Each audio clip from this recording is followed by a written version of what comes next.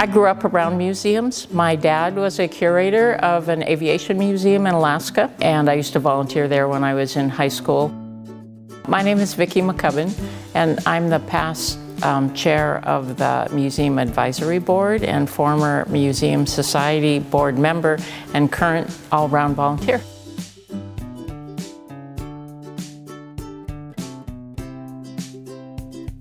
My first visit to the museum was in the old location in 1981 when I was a student at Western. And we lived in Monmouth, but we would come over to Independence. We would stop into the museum.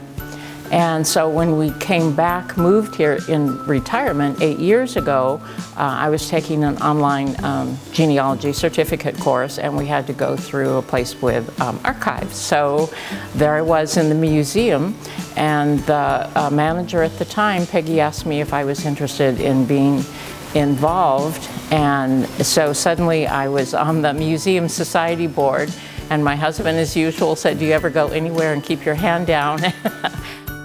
Most recently, I have been developing student tours, and I'm a retired teacher, and so I have gone through and developed 4 or 5 little mini stops in the museum so that when students go through, they start out with the land acknowledgement page and where the museum acknowledges the indigenous people that lived here before, and tell a little bit about the wagon train. And it's always fun to ask the kids, would you like to walk from here to Salem? And they always say no, and then to tell them that's about how far they walked every day.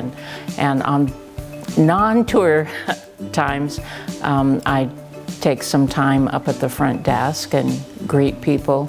And I love doing research. I've enjoyed going through the newspapers and the archives, going through and finding out information for the museum on the buildings in town, and that's always a fun thing to do when I'm sitting at the front desk waiting for visitors to come in.